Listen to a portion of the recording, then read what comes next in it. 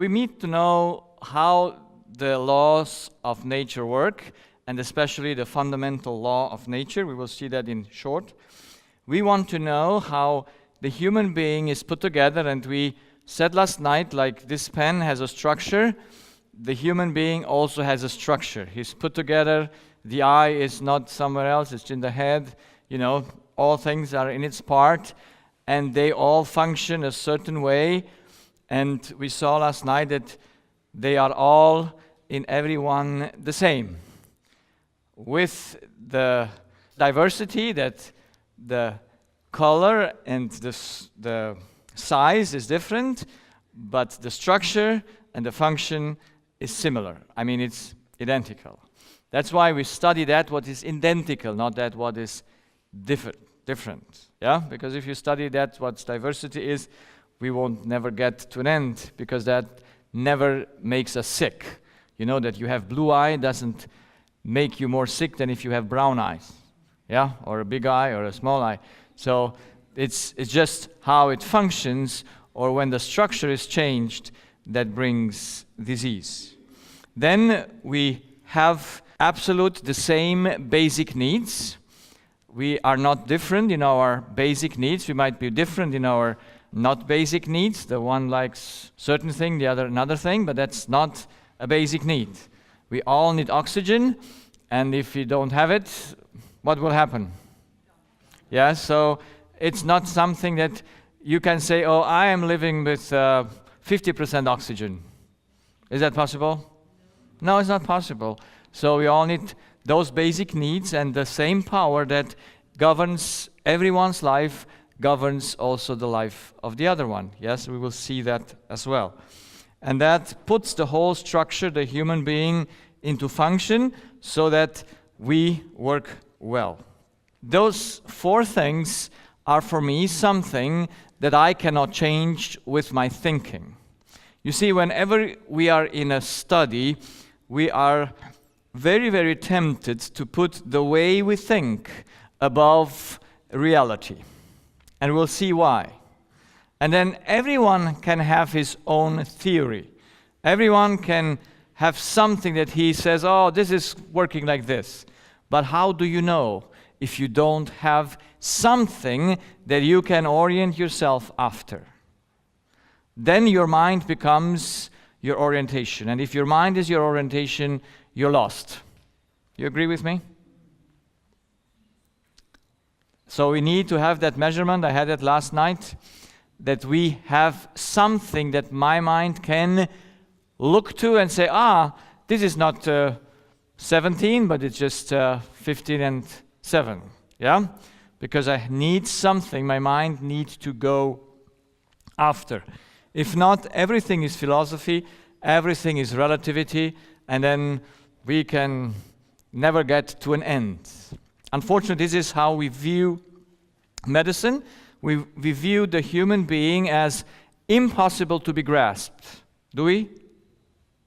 Would you agree so? Yes. And yes, at the periphery, even a cell is impossible to be grasped, how it is in functions. But what can be grasped from a cell, and what can be grasped from even the most complex structure, that is the human being, is its structure, the way things function in that place where you really are in responsibility to see if you're sick or not, if you have stress or not. So those things shouldn't be a problem, that we grasp those things that matters. I just compare this with driving a car. Do you need to know how the car works to drive it? No. Do you need to know how these things work? I mean, some babies know better than me, but so I don't need it. I just need a few buttons to push and to know how it works. So that's structure. That's the same thing. We need to know how to put ourselves and how we put ourselves into action, how we do what we do, so that understanding ourselves, we do know why we have what we have. So those things that are essential in life are never complex, are never difficult to understand. They are just very simple. But you know how it is? The more simple sometimes things are, the more difficult to grasp. Because we are somehow put everything and take everything very complicated, yeah? While it's very simple. So we saw last night, and this is the repetition, that we are put as humans into a law, and because our life is conditioned by our needs, so all needs fulfilled, so being inside the law, here we would have no disease. We would have total health. But if the needs are not fulfilled, then we have dysfunctions. You know, you're not functioning anymore well, and if you go more further away from the law, from the middle of it, you die. And the end, and so then function ends. So, what are the needs of men? When I faced in my practice the cause of the diseases, of course, I asked myself, what do they miss? What is missing in their life? And so I found out that when they had certain things in my ENT field, that they didn't miss any chemicals. You know, when someone comes to you with dizziness, would you think he misses food? I mean, he's not drunk. You can be dizzy when you're drunk. Maybe, I don't know, I never was drunk. But however, we can make ourselves to have certain symptoms by what we eat and drink. But in my field, it's very interesting. There are very low things that you come to think, oh, this person might have not eaten well. Yeah? When you have this, as this lady was having it's an older lady, 77 years old, just recently came to my practice, and she was dizzy for 2 months. And she hardly could walk. And her right vestibule organ was affected. And I don't even know, maybe she had a tumor already, but I could see on what I did on consultation that it was the right side of her brain and the right side of her vestibular organ. And so, where does this come from? For 2 months, she hardly can walk. And of course, I have to ask my patient what is missing in their life. Do you think she misses food? Water? Exercise? What shall I give her? What shall I tell her? Look, somewhere you are outside the law, but where are you outside the law? That the law is there and you are here and you don't know what happens. And so I said, what happened in your life? And she said, well, from 2013, I am in a conflict with my oldest son. She has 3 children, and she said, all are well made, only the oldest son isn't so well, so that when in 2013, when her mother died, her mother inherited her a house. And her oldest son says, that house from your mom is my house. And so there started a fight between mother and son that went to the court and to lawyers, and mother had to do something about it. And she has a daughter that is a good lawyer, but she said, Mom, I don't take your case because I don't want to be with you and my brother. And so she said, both children left me alone to fight myself. And she told me that she won't live anymore. She was so down in these 4 years of fighting with her son. Now, why do you fight with your son? What do you need from your son? What is it? Anything physical? Is it only something spiritual? And she is a very nice case in which you can see righteousness can make you really sick. I mean, it kills you. I mean, not righteousness, but the missing of it. But did the son make her the dizziness? Can we take him and say, hey, look, get out of that fight with your mom so that your mom have no dizziness and that is not depressed and doesn't take her life? So her own thoughts that she has make her those body reactions. And how does that work? You see, it took me 2.5 years, like I said last night, to realize that what man needs spiritually is more important and makes him more physically sick, whatever he eats and whatever he drinks and whatever he lays in bed only and does not exercise. And I will prove it through the whole series that what we think is the most potent thing in our life. Because how does that work, that the thought that is pure spiritual, you cannot grasp it? Righteousness, can you give a definition of it? Except you say it's outside the law? But no, we cannot give any, because it's pure spiritual. We cannot say, oh, it's a chemistry and we put certain chemistry together and that gives righteousness. So these are purely spiritual things, and they are taking our life away because we need them. Anyone here does not need love? I see these young people here, they really smile because they need love. Yeah? Everything they desire in life is love. Anything else? Do you need more than love? Sometimes a little bit food, but that's not really that what matters. Love is that what pushes us, that what drives us on. And then seeing that, I never learned anything about love in my medical school. So I said, I have to go and see why and how does that work. Because would you be interested, if you're a doctor, and even not, to know how thoughts work on the body? And to say, how can that happen? How can that thought so destroy that vestibular organ that it puts it out of function? And you just go all the same like this. How does that work? And I think that is a good challenge, isn't it? To just know, this is the process, this is how it works. And for me, that was the way to go into it. I said, I have to study the law. There must be in nature a clear law that explains to me why thoughts damage the body or giving him the power. So that's why we do a little bit of theory tonight about the laws. There are in nature two kind of laws. There might be more, I don't know, but at least two. And one is the fundamental law on which all other laws are built on.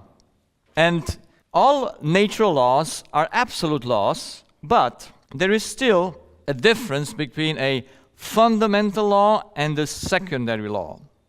I just want to make this point so that we know on what we base, because we must base our mind on something outside of us, and that must be something that is unchangeable, that you with your mind, even though you would like to change it, you must consider that's impossible. Yeah? So natural laws are in two ways.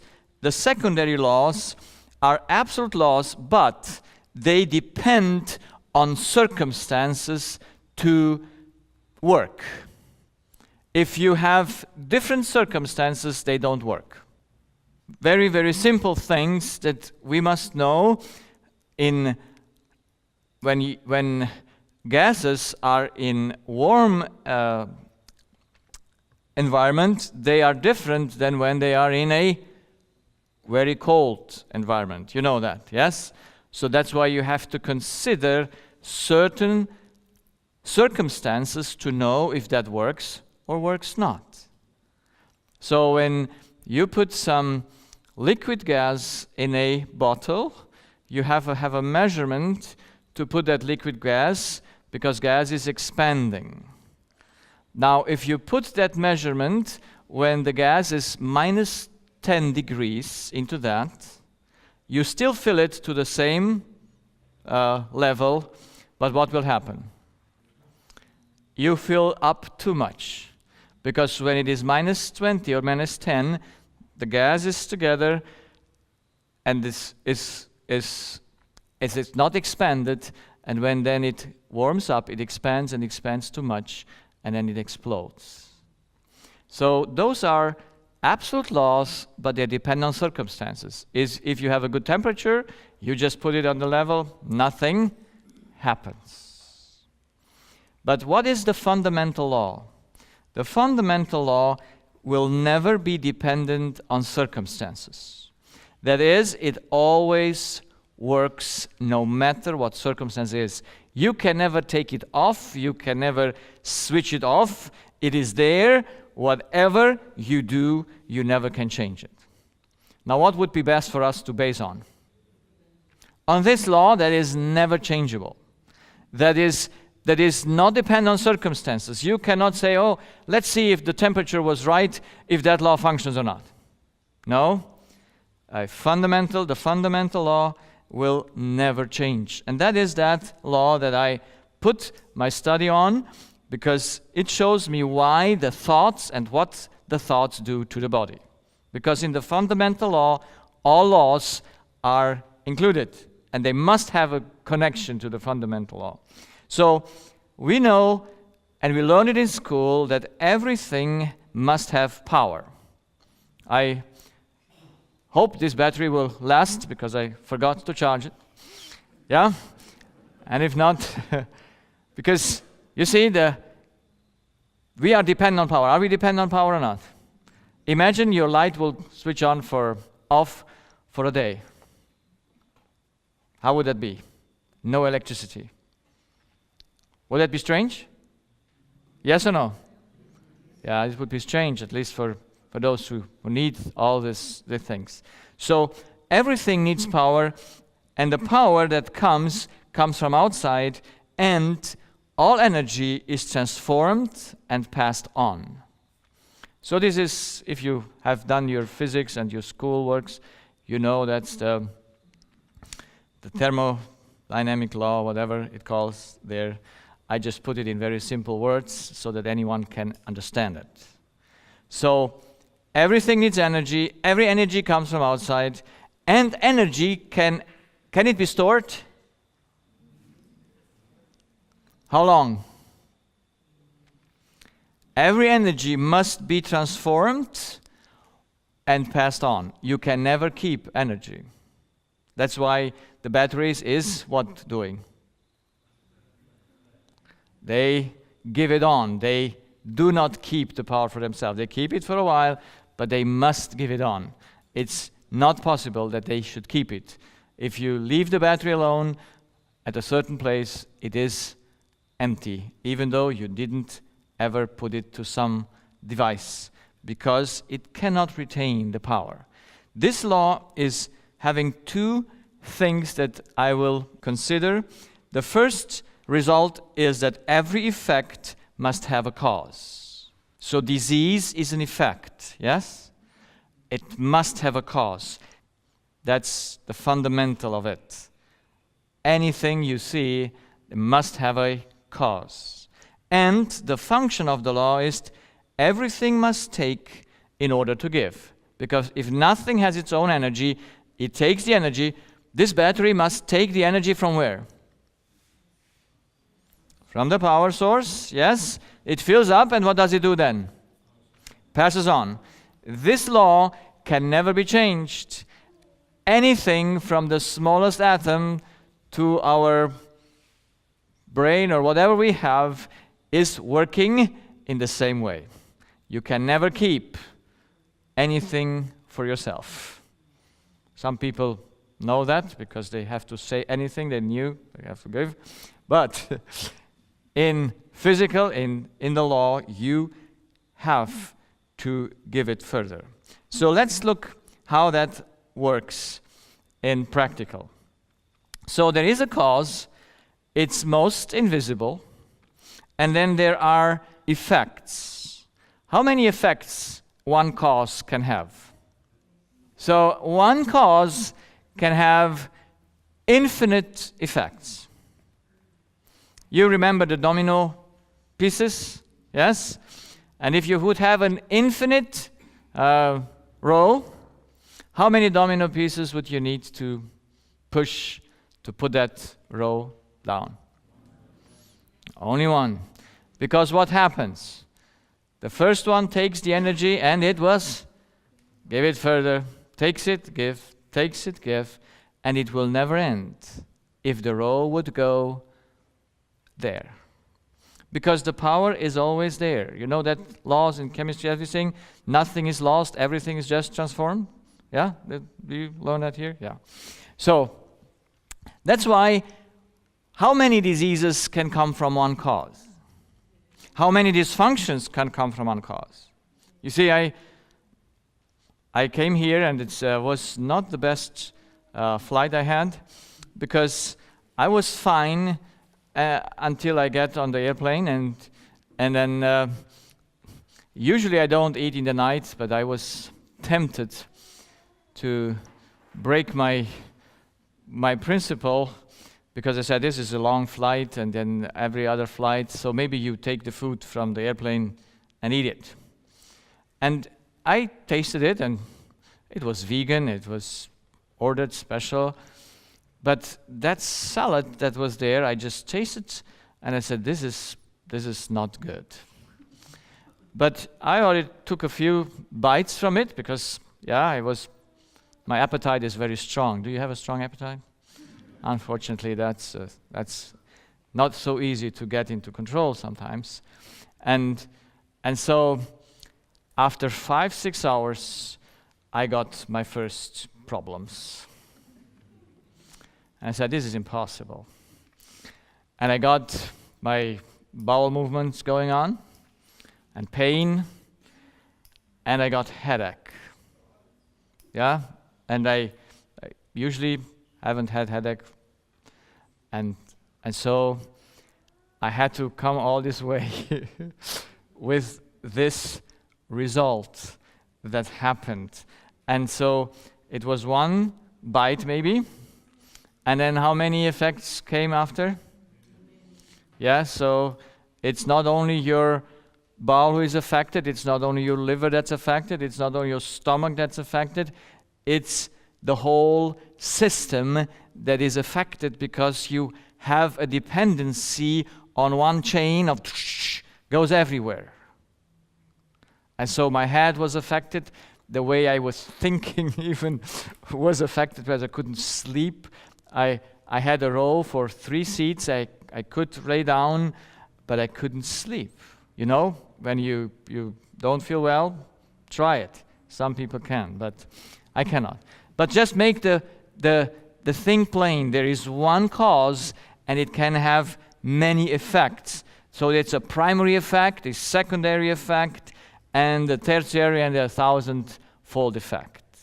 So what would we need to control to just have good effects?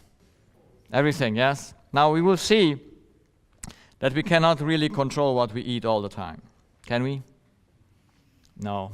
But there must be something that we can control. So let's see, what is stress? A cause or an effect? So stress is an effect. And this is the rule of cause and effect. Whenever you have some step before the other one, then that's not the cause. Now you can say stress causes dizziness and it causes to fall down. There is a chain of reaction, and we usually take, I don't know if stress even is primary effect, we will see it might even be a third or fourth effect when we just see all the things that come before you have stress. Yeah? But let's put it here as a primary effect. What would you combat if you want to combat stress? You would combat the cause, yes? Because if you go against stress, just say, okay, do some deep breathing and whatever as a therapy, you might cool down for a moment, but you never take away the cause. So what is fear? A cause or an effect? It's an effect, because there is something before you get afraid. There's a thought or a few thoughts before you get afraid. So that's why it's so important to know, okay, fear comes from a cause. And if I want to combat fear, it's not enough that I could say, okay, go against it. Now I know it from my own experience that I didn't really listen to the thoughts of fear, except at the beginning, when I ended up at the emergency rooms and thought I'd die and so on. Yeah? But after a while, you don't go to the doctors because you know they cannot save your life, so then you better die than go. And then the fear might disappear with the time. But fear is a effect, and it can change your behavior, and it makes people to really lose their work. They don't go to work, they don't go to school anymore. Yeah? So we have to do something about the cause, not the effect. So if you do just the therapy against fear, it won't help if you don't know the cause of fear. And then, of course, what are conflicts? Cause or effect? Well, every conflict is a effect, but it's good that we think conflicts is a cause for most diseases, yes, if we take the conflict as a primary effect. And it has a lot of reactions. A conflict, I tell you, brings depression, brings suicide, brings all kinds of problems.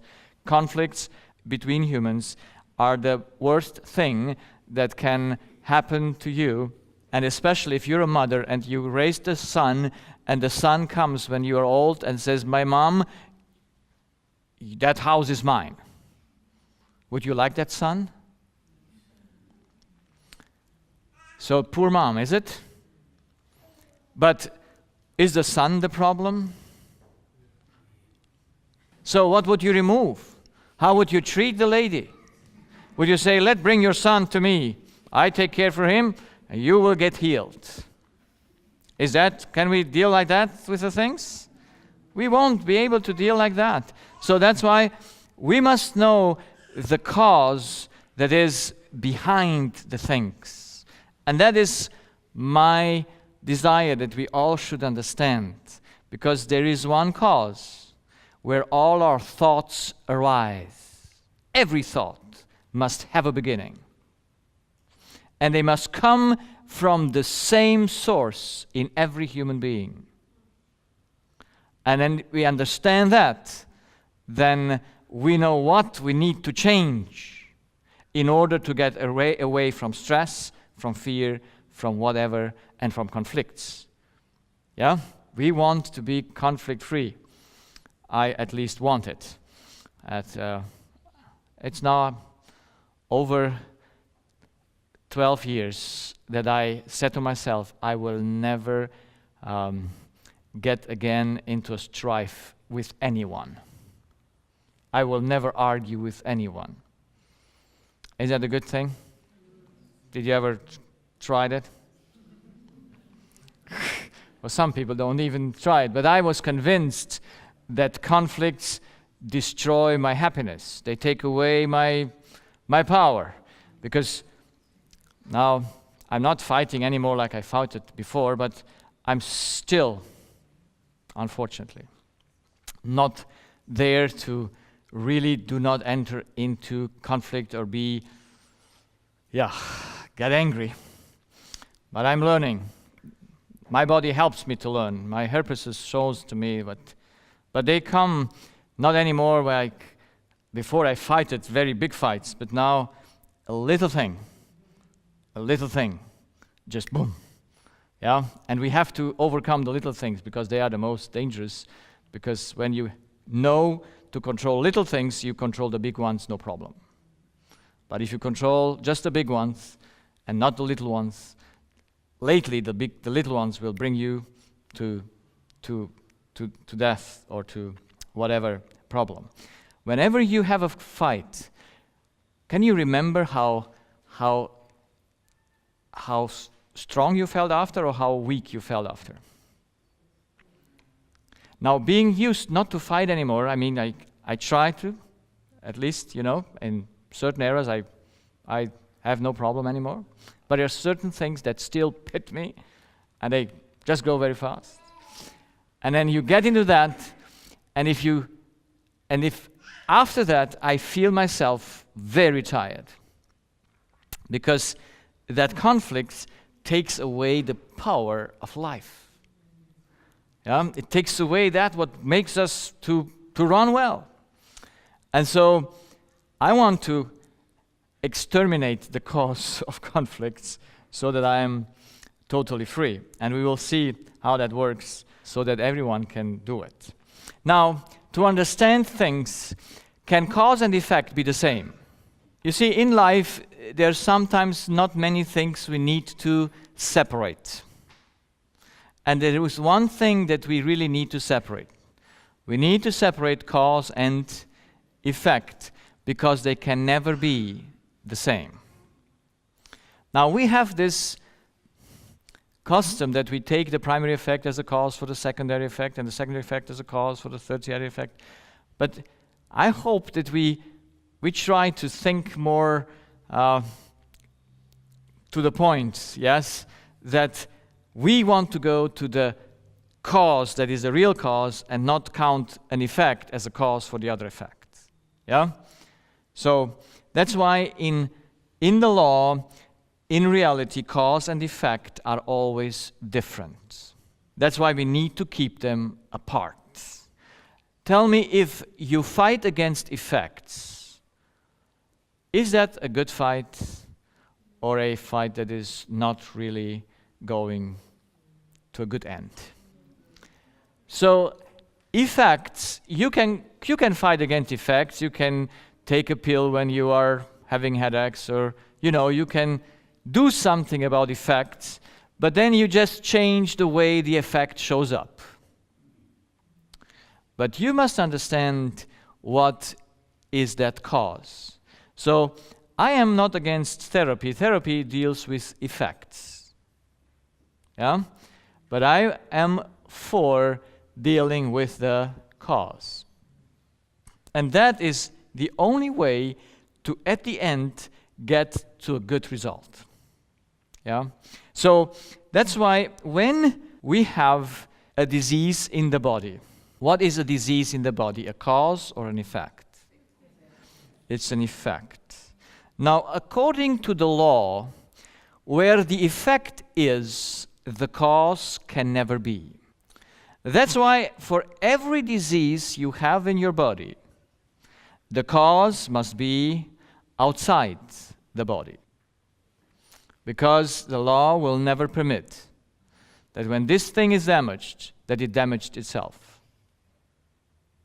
We will see that when you go a little bit further, that in nature, nothing that is physical can damage itself. Because the law does not permit. It must be a cause as well for keeping things going and of stopping things going. That's why when I discovered the law, I said, okay, when a person is sick, the problem must be outside of the body. Because we have body diseases, and we must know what makes the body sick.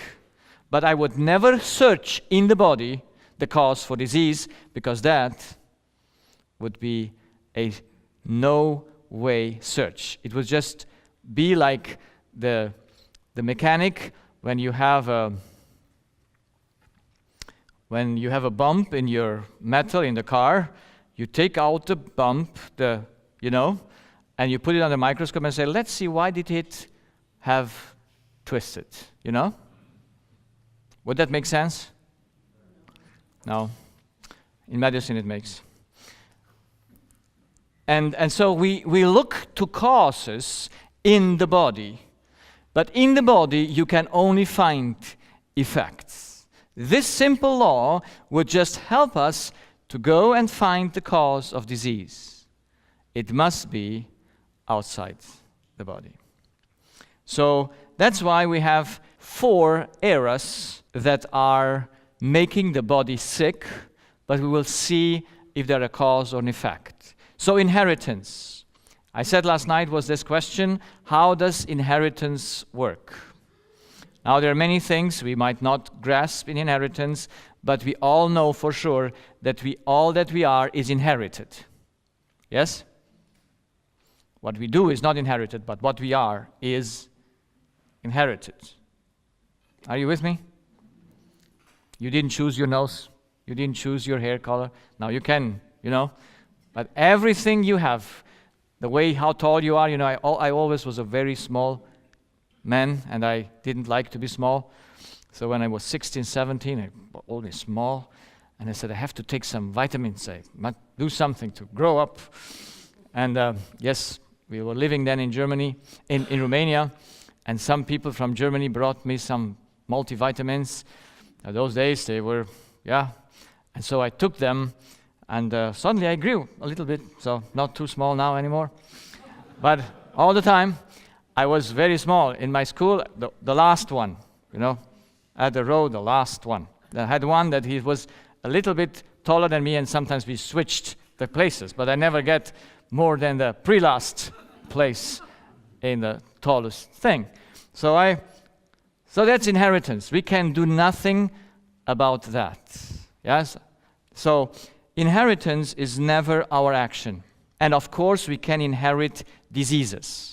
We can inherit dysfunctions from the beginning. But inheritance is an effect or a cause. Now you see, sometimes you get confused between only two things.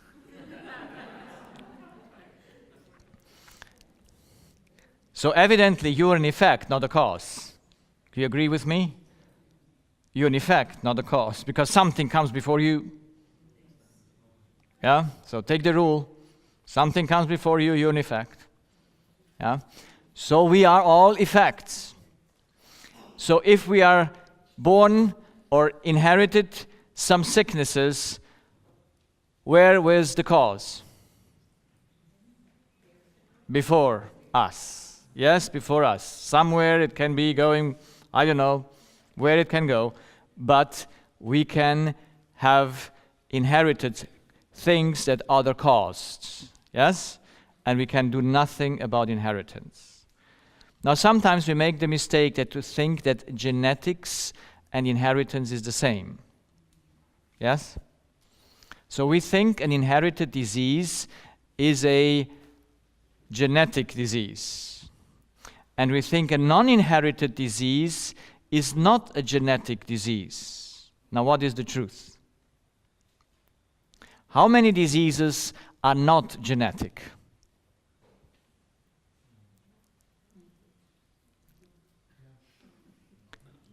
None of them. You must have a program for every disease. Because it's a reaction that comes from the body on something that comes from outside of it, yes? And there must be a program that puts that into action. So if you have a flu, it's genetic. Yes. You see, I have herpes. My wife never got them. I can kiss them no matter. She never takes them on.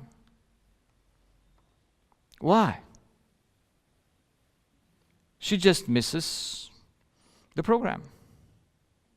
And if you don't have the program, nothing can happen to you. So it's just a program that needs to be turned on and off, and genes are causes or effects? They are effects, and they must be turned on and off. And now it depends who turns them on and off that they work.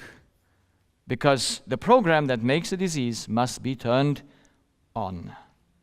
And that's the question. Who turns on the flu disease? Is it the flu or something that comes before the flu? Yeah. So, however, we won't go too far because we don't have the time.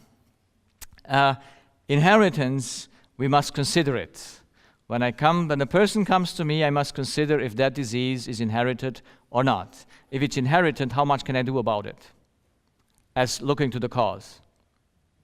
Can I do something? No, the cause is outside, it's gone, I can nothing there. I just have to do and deal with the effects as much as I can deal with the effects. Now, we can have accidents. What are accidents? Causes or effects? Is there something coming before the accident? Yes.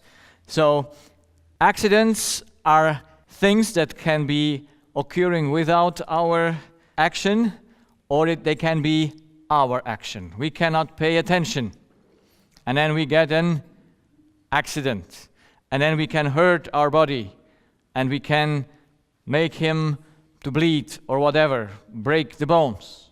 So those are accidents, are effects that can damage the body, but they are there according to the body. We could say, yes, it's a cause on the body itself, but they in itself are actions that come from outside, and they are effects. So, chemistry, we need to eat. Do we need to eat and drink? Yes. Is it our responsibility what we eat and drink? Yes. Can we control it to the end? Now I tell you, I'm traveling very much. I'm home in the year less than a half a year on days. And I go in homes. I'm very rarely put in hotels when they invite me, because I like to stay at family's home. Wherever they put me, I take it like coming from God, and I say, that's fine. And so I'm dependent that someone should feed me. Now my wife gives me with me all the time, so make sure that I don't starve. But even if I take that from home, when I come somewhere and I stay for 3-4 days, it doesn't last. Yeah? So I have to eat with the people. Do I know what they cook, what they put in? Do I know it? Where they buy it, it's organic or not organic or whatever it is? No, if I could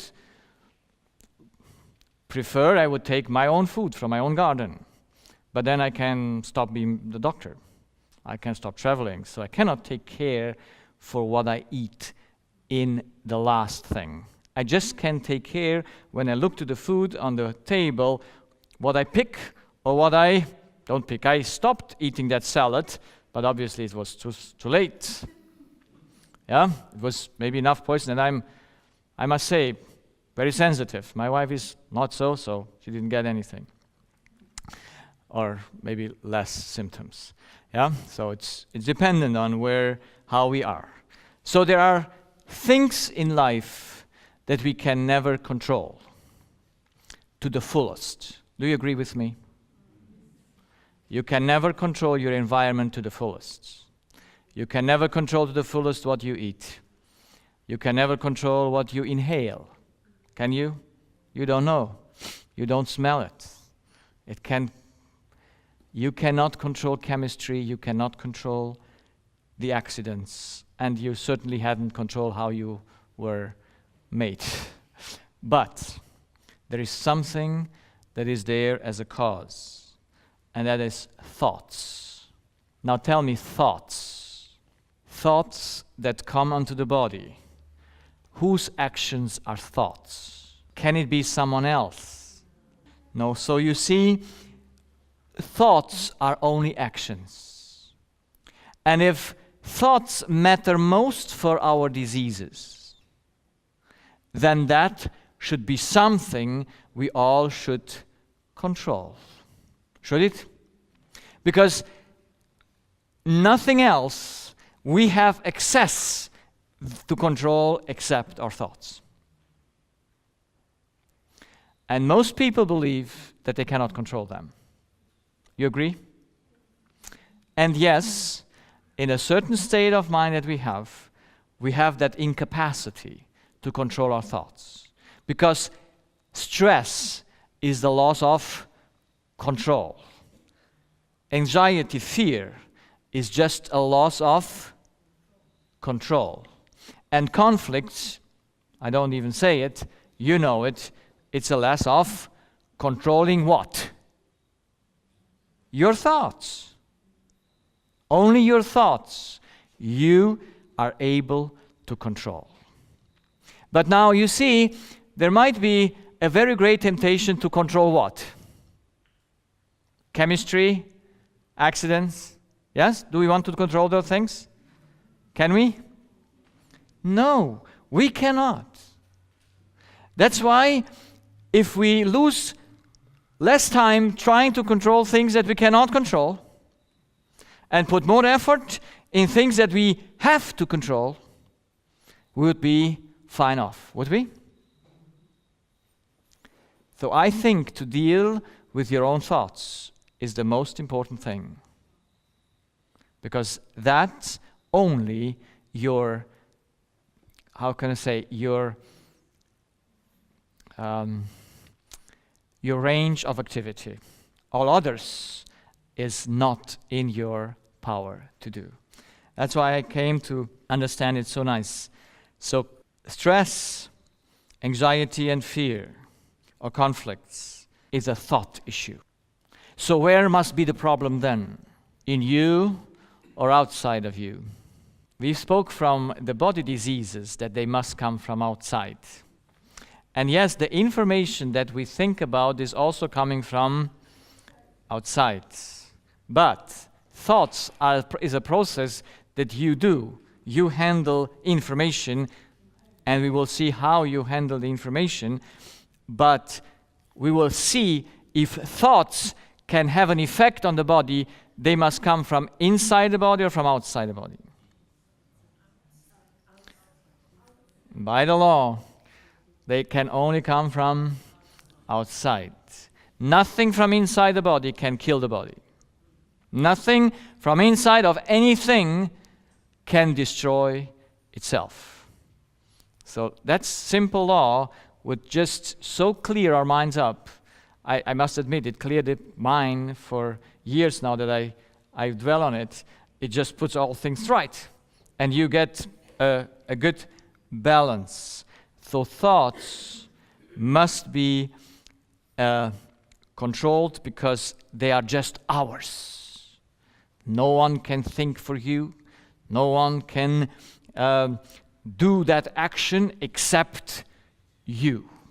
Let's go to the place where we go to search for the existence of thoughts. Where do you would search for the existence of thoughts? In your stomach, in your gut, where would you search for? You would search it at least in the head. Yeah? Because we know all that there must be, the thought process must start in your head. Yeah? And there we have the brain. We have two brains, like I said last night, the right one and the left one. The cortex. The cortex is a layer that in it, everything in your body is laid together. The right side of your cortex has the left side of your body, or part of it, and the other one is the other side. But everything, every dysfunction that you have in your body that comes from your thoughts must start in your brain. You agree? So people come to me and say, my nose is clogged for years. I don't get enough air. Now what is the nose? A cause or an effect? An effect. So I need to go now on the cause. So I need to go where? To see where the nose is conducted from. Where is the nose governed from? Because the nose, can it govern itself? No. We can influence it with sprays, but yes, because we can from outside go into the body with chemistry, but not that governs your nose, because when that chemical is taken off, your nose is the same. Because the input comes from where for your clogged nose or not? It comes from your cortex. That's why we have to understand a little bit the structure. So there was a man, he had for years a nose that is not getting enough air, and he went to the doctor, and of course the doctor, they like to do surgery, so they straightened up the nose. You can everything make holes bigger, and you think then you solve a problem, do you? And of course he He solved that problem, but after the surgery, he got dizziness. And now for 2 years, he was dizzy. And he came to me and said, "Now, doctor, what shall I do?" Well, I said, if they would have done the surgery a little bit higher, the problem would be solved. You see, we do the surgery on the place where it's just a defect.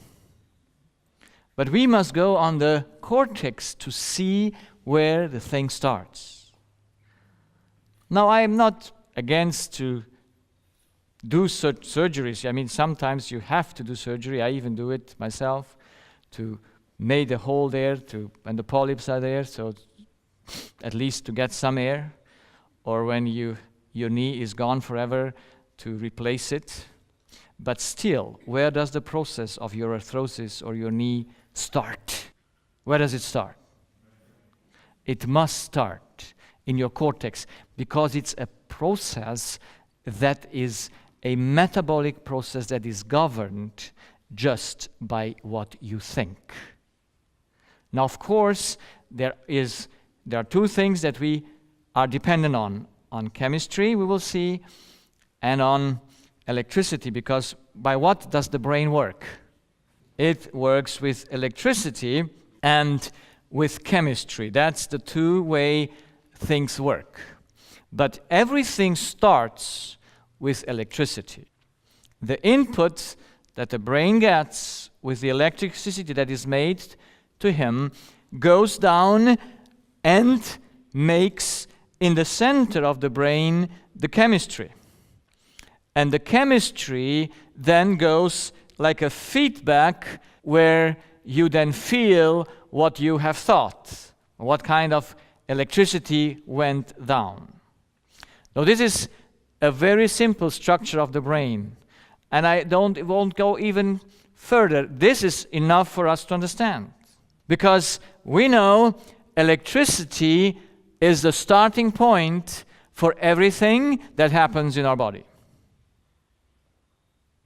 And if there is no electricity, how are we? We are dead. Okay? So everything starts with the electrical input that goes into our brain, and everything else is just effects. So what we first know to control or must control is how this electrical current is made. That's the question. Where do thoughts and mental abilities come from? Do they come from the brain or not from the brain? Can the brain think or can you not think? Are your feet, are they able to walk or not? So your feet are never able to walk, but you use them to walk. Is this thing able to think? Of course not. But it has processes there that looks like thinking, but it's never a thought. No thought process is in this thing inside. Exactly. So thought must be before that. So where do thoughts and mental abilities come from? Because if they do an input to the body, we must know their origin. We must know how they work. If we don't know that, we cannot even fight to bring them aright. Now, I went like all doctors do, all scientists do, I think. You exclude that what is possible to be seen to come to that what is impossible to be seen as an origin. Yes? And so I took chemistry. Are we all made from chemistry? Yes. And I say, what are the abilities of chemistry according to the law? And these are chemical reactions. And we will see how much chemical reactions can do and what they cannot do. So then we can exclude what's coming from chemistry and what is never able to come from chemistry. So chemical reactions can only occur depending on outside factors. We know that, you have studied that. Can only proceed as intended, designed, because the necessary prerequisites for reactions are always predetermined. You never can combine two atoms that cannot be combined. That's what I wanted to say in that complex thing. And chemistry can absorb, store, and share energy and information. This is How much chemistry? How much chemistry is this? How much chemistry? 100%. Okay? 100% chemistry. You won't find anything else than chemistry in this tablet. You agree?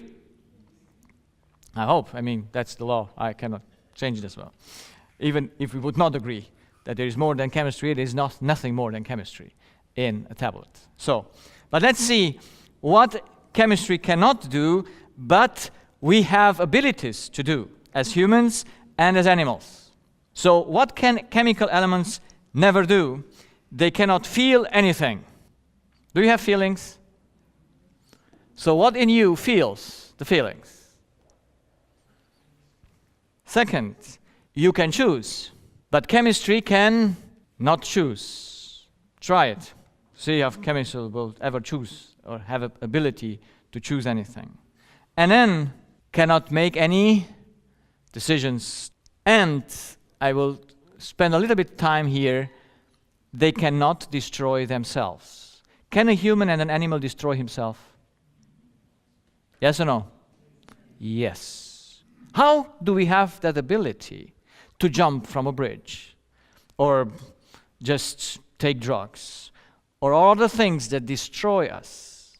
How does animals have the ability to do it as well? Where does the ability for self-destruction come? Because we have no one chemical element or anything that is chemistry on earth that will prove that it will destroy itself. You leave this pen here, it will stay here, except something comes around and will eat it up or destroy it. So chemicals have never any intention or any ability to do themselves harm. Yes? Just an example, take wood. Would you ever be afraid that wood will destroy itself? Can wood destroy itself? Or like take the apple. You know the apples when they get rotten, or how they come? Yeah? Does the apple rot himself, or is he rotten?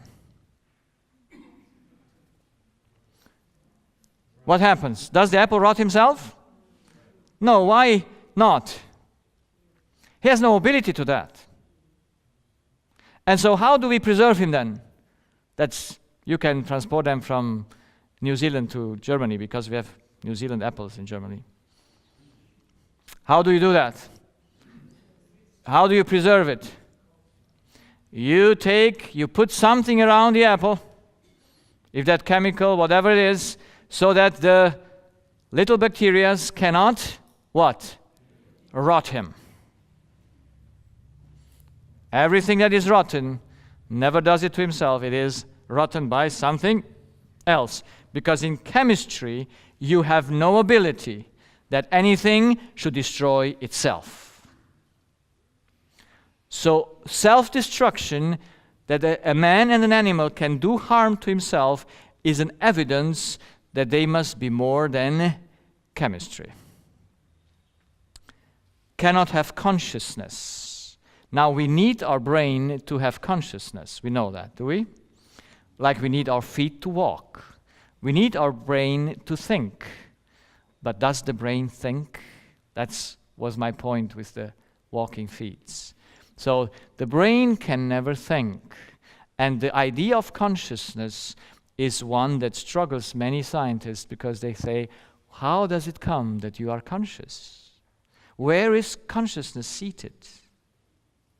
Where do we get aware of ourselves? We need the brain for it, certainly, because we will see the combination, but the brain isn't it. So the physical have no cognitive abilities, they cannot have morals. And some of us have morals, do we? So where do these abilities come from? So that's the first thing. When you are starting to do medicine, you must have a structure of the human being. You must know where things come from. And if thoughts really are that important, it must be known where they proceed from. And you know they cannot proceed from the brain, because the brain cannot produce thoughts, even though that's the normal belief of science. But faith is one, and evidence is someone else. And I will give you 4 evidences that there must be a spirit on the brain. Not in the cells like some think, but on the brain, on the cortex. There must be something that governs the brain that is able to think. And I have 4 evidences that are reasonable, that are based on the basic law, and that you can all think and see that they make sense. The first argument that we must have a spirit is the spiritual needs. Do we need liberty and freedom? Do animals need it as well? I can tell you stories about our animals. They love our cats. They love liberty. They need safety and security. They have a need for curiosity and knowledge. Yes or no?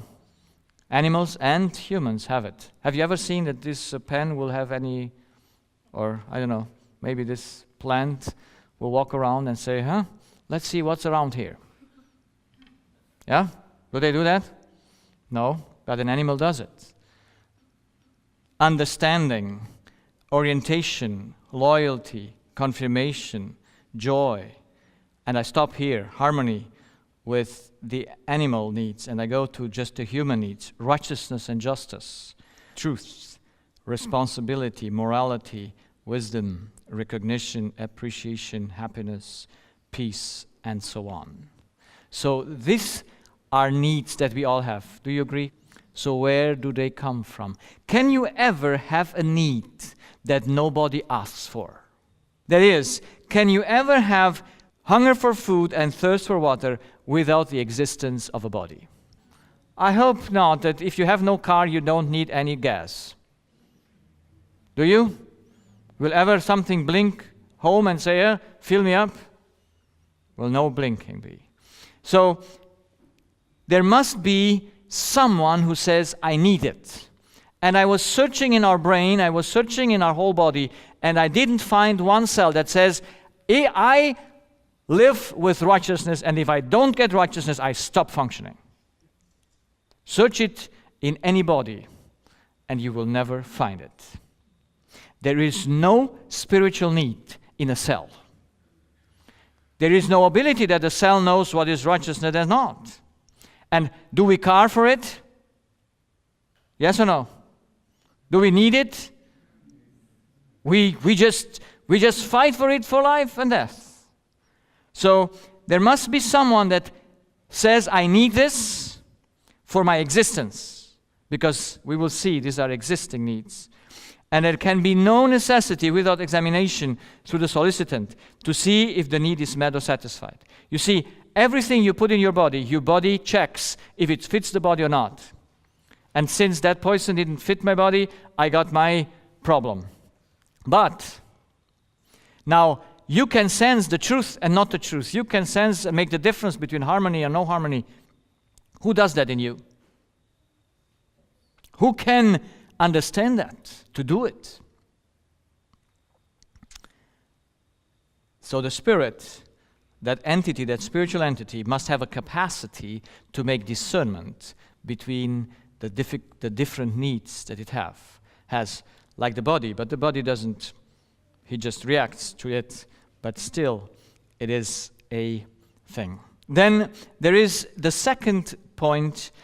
If there is in a system a contradiction, then you must have 2 elements, because in a single element there is no contradiction. That's why I have this picture here. This is a lady that gives water to this plant. And my simple question is, it's a tricky question, but it's a good question. It makes the point. Is why does she give water to that flower? It is very simple. The answer is because the plant cannot walk to the water. The plant cannot walk to the water. If the plant could walk to the water, you would not water the plant. It's nice that you got the idea, because it's a very important idea. In the plant world, there is no ability to supply themselves with their basic needs. The basic need in the plant world need to be put and brought near to them so they can take them over. A plant can never walk to a place to feed itself or even to accumulate or to make a provision for its own needs. It must be put in its area. So now we have a body that is like a plant. Can the body just go to feed itself? Now, you see, it's good to think. In humans and animals, the spirit must decide and carry out the feeding. That is, let's see the contradiction. When your body carves for food, and he sends up to the cortex, and there the spirit picks up the feeling that you're hungry. Who decides if you eat or not? Let's make it clear. Hunger would never be a need if the body would satisfy himself, and could. And you could never starve to death. Could you? If your body would be able to go and get his food, he would get the right food, he would just take that which is correct, what suits him best. But your body, unfortunately, or fortunately, is not able to discern to eat and not to eat. So people can kill themselves by not eating anymore. Yes? Why? Why do we have the ability to just say, I don't eat anymore? And most old people die because they don't want to eat anymore. And so they stop eating because they want to die. So we have two entities, the spirit and the body. And I ask you, what is more important, the purpose or life? If you have a conflict between liberty and life, what is your choice? If you have a conflict between righteousness and life, what is your choice? Now you see, since we never proven what we have been taught in school, we say life.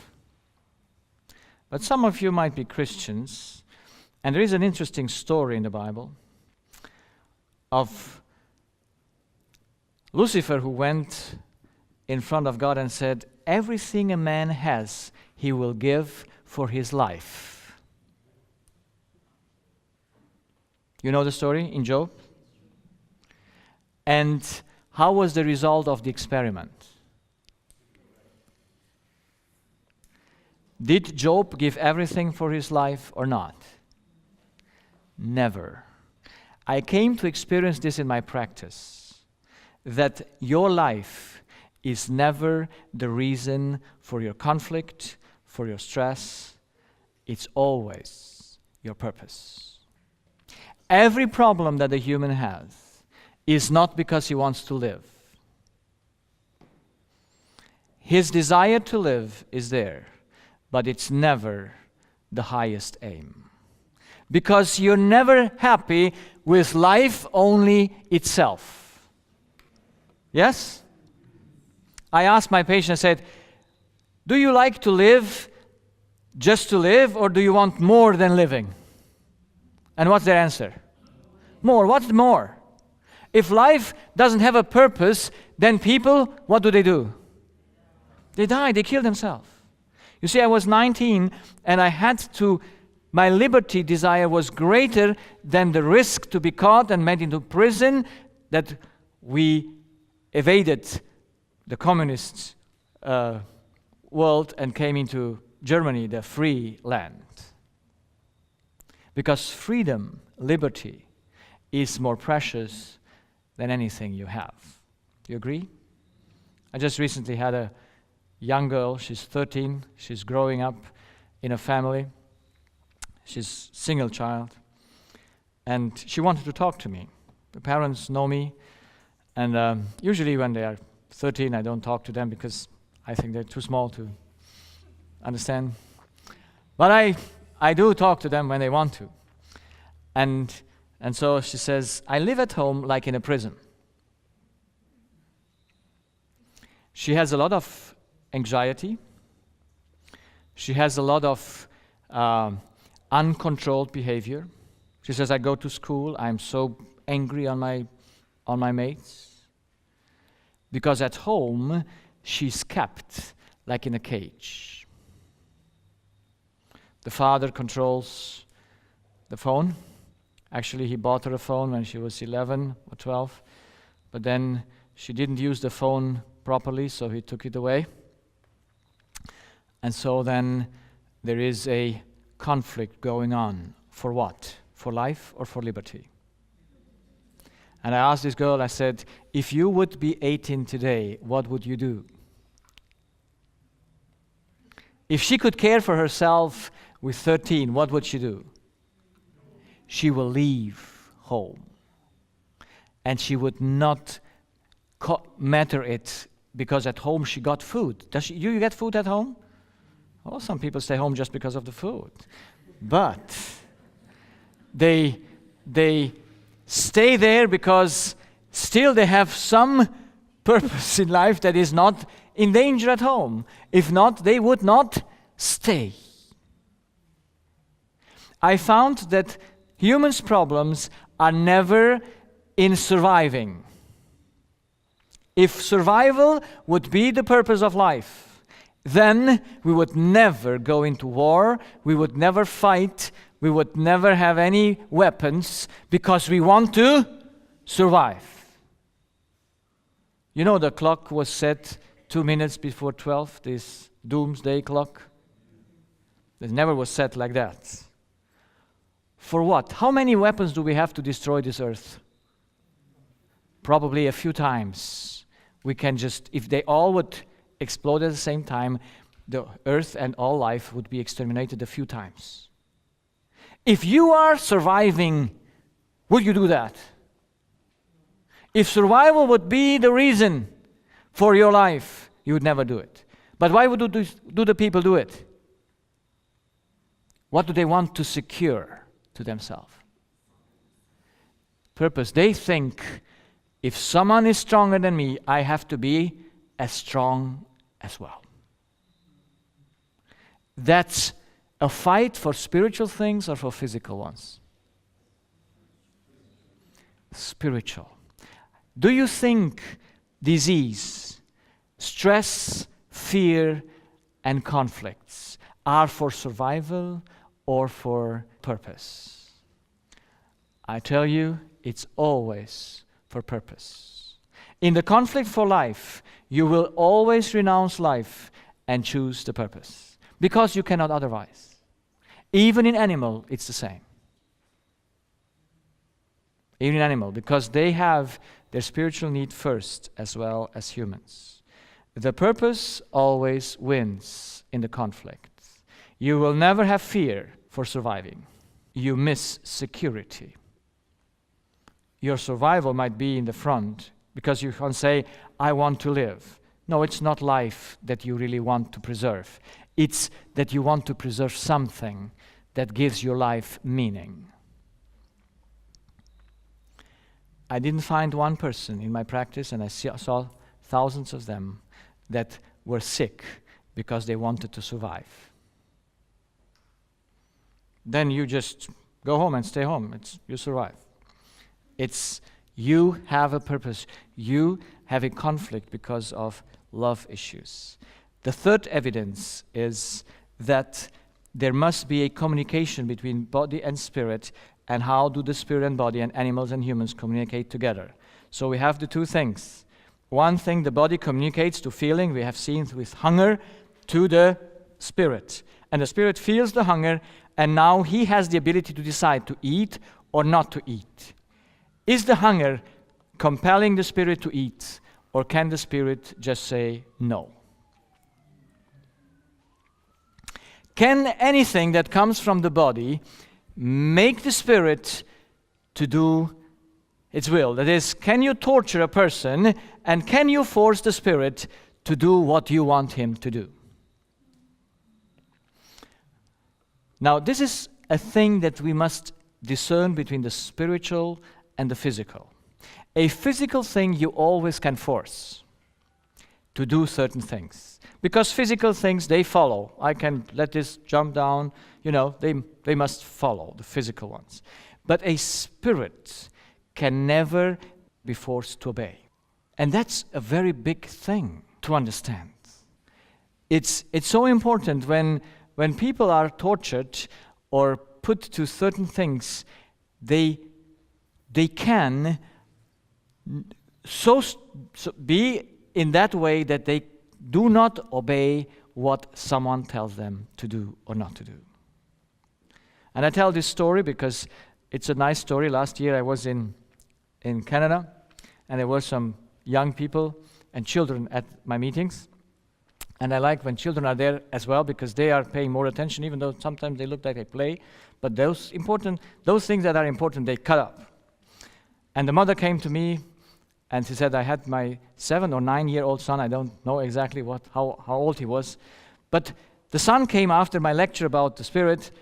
The next day, the mother put the son to make his piano lessons. And then the son says to mother, he says, Mother, have you been to the lesson last night? Have you paid attention? You know you cannot force my spirit to play the piano. Now you got the point. That young boy knows exactly what his need is. You can never force the spirit. Now why he makes still his piano lessons if you cannot force him? Because the spirit has needs. You see, children come to my practice and mothers want them to cooperate with the doctor, but children do they have a spirit? Do they have their own will? Yes? Strong or not strong? Very strong. They know exactly. And then mother stays there and says, please open your mouth, little child. Just the doctor can sit in. And the child makes it even worse. And now we cannot force it. It's 5 years old. You cannot do any measurement. You can put it in narcosis, in anesthesia, and then, of course, you can open the mouth. But that's not what we want to. So, then, how does mother proceed? The spirit can be bought.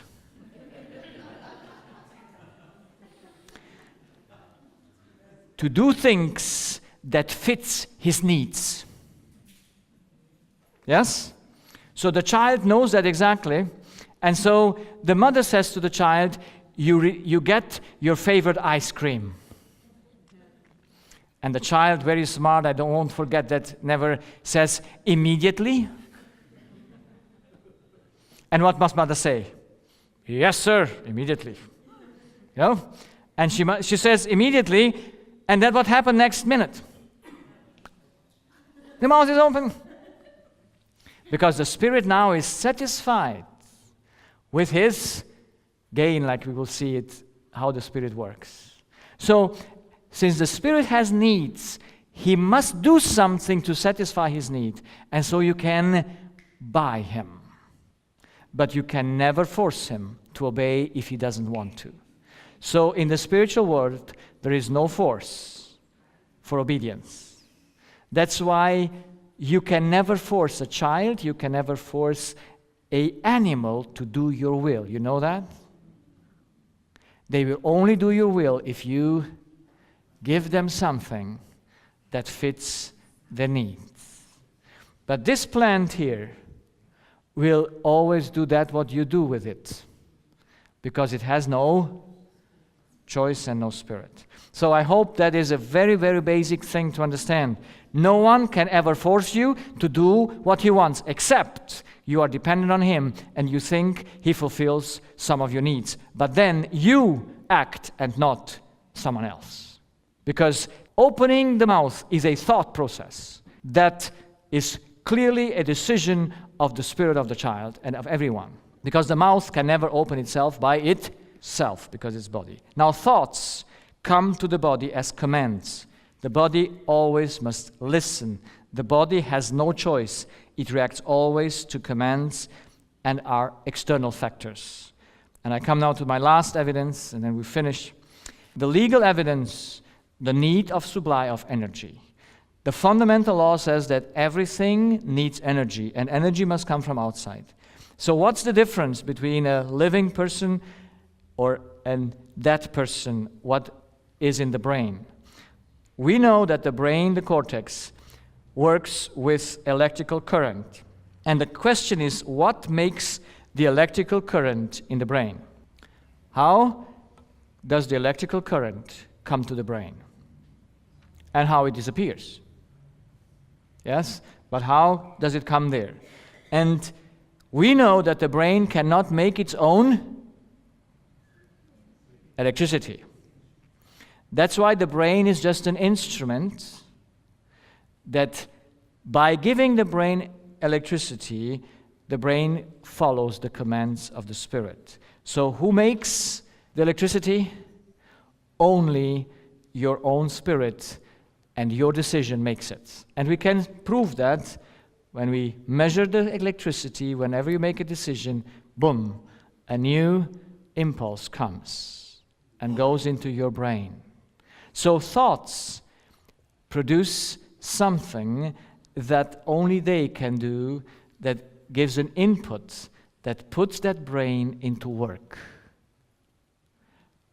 Because if not, the brain would be a perpetuum mobile.